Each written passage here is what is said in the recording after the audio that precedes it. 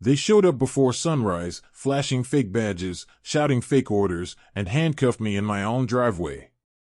My neighbors thought I was under arrest. My little girl thought she just watched her dad go to jail. But here's what they didn't know: I'm the chief of police. And the people who sent those fake cops were my HOA. So before we dive in, drop your city or country in the comments. I want to see how far this message travels. And if you stand for justice over power, hit that like button and subscribe. Because this channel tells the stories they tried to silence. After 20 years wearing a badge, Chief Garrett Blackwood thought he'd finally found peace. He'd buried his wife, Marina, 2 winters ago. Cancer had taken her before she reached 40. All he wanted now was quiet mornings with his daughter, Sage, and the sound of a wrench turning on an old truck engine. They moved to Pine Creek Estates, a perfect gated community with manicured lawns and mailboxes lined like soldiers. Garrett loved its silence.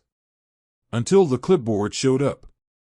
Cordelia Pimpton Hayes, president of the HOA.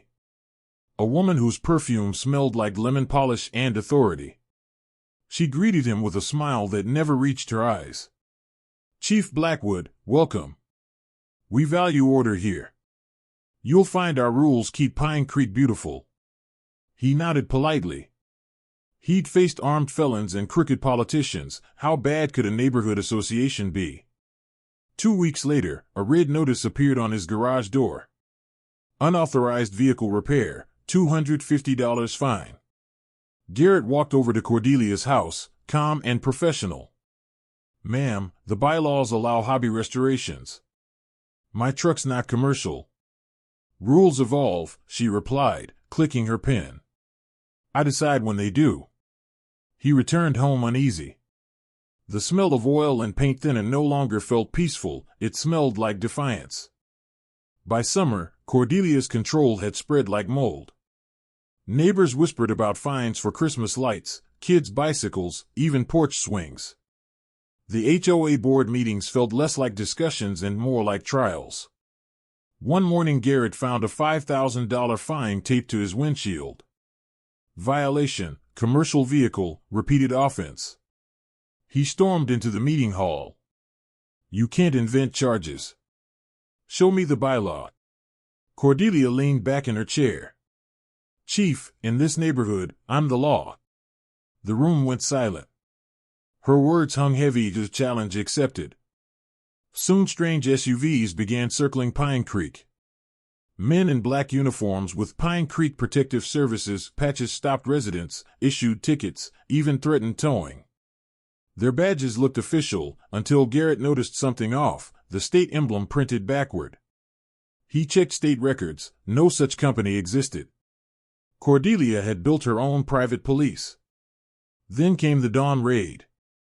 5:42 a.m. Heavy fists on metal. "Open up." Warrant for arrest. Garrett stepped outside, barefoot, holding his badge. 2 men shoved him against his truck, snapped cuffs on his wrists. Sage screamed from the doorway. "Who issued the warrant?" he demanded. "You'll find out downtown," one said, voice trembling. Garrett looked closer. Their ID cards had mismatched fonts. He stayed calm. "You might want to check who you just arrested." "I'm Chief Garrett Blackwood, County PD." Panic flickered in their eyes. Before they could react, real sirens wailed from down the block. Marked patrol cars arrived. The imposters bolted, tires screaming. Cordelia appeared minutes later, robe tied neatly, pretending to be shocked. "Terrible misunderstanding, Chief. We hired private enforcement, they must have overstepped." He said nothing. But inside, the cop in him was wide awake again. Over the next weeks, Garrett used quiet hours after dark to dig. Through old board records and financial statements, patterns emerged, thousands siphoned from HOA accounts to a shell company named Pine Creek Protective Services, LLC. Owner, Evan Hayes, Cordelia's nephew. He reached out to a friend in State Fraud Division. Together they built a case. Undercover residents placed small cameras during meetings. Recordings caught Cordelia bragging. My patrols keep order. People pay faster when they're afraid. Each clip was worse than the last. Threats, bribes, falsified liens. Garrett's garage became command center, evidence boards, timelines, photos, taped conversations. The next HOA meeting was scheduled for Thursday night. Federal agents waited nearby.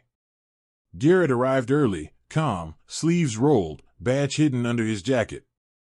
Cordelia called the meeting to order, smug as ever.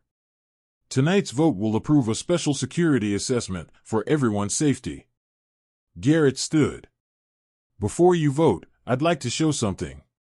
He dimmed the lights and projected video from a hidden camera. Cordelia's nephew counting HOA cash, fake officers suiting up, her voice ordering, cuff him if he resists. Gasps echoed. Cordelia froze. Garrett's tone sharpened. You didn't just abuse power, you impersonated it. The hall doors burst open. Federal agents entered. Cordelia tried to run, screaming, "You have no jurisdiction here." They cuffed her in the same driveway where she'd ordered his arrest. Poetic justice. News headlines the next morning. HOA president arrested in fraud and impersonation ring. Residents gathered outside Garrett's home with coffee and tears. Some apologized for staying silent. Others simply thanked him. He tore the final red notice from his garage door, crumpled it, and tossed it into the fire pit. Sage handed him a mug. "So, no more fines for trucks?" "No," he smiled. "Just freedom." Under new leadership, Pine Creek transformed, fences repainted, kids' chalk drawings returned, laughter replaced fear. Garrett reopened his garage and finally finished the truck he'd started with Marina. When the engine roared to life, it sounded like closure. Power built on lies always collapses under truth. Cordelia thought she owned the law, but justice has a longer memory. That morning, I wasn't just fighting for my driveway, I was fighting for every neighbor too afraid to speak. Community barbecue, children playing, sun setting over calm streets. If you've ever faced power that thought it was untouchable, remember, truth over power always wins. For more real stories of justice, subscribe and watch the next one, when another HOA tried to silence a veteran and failed.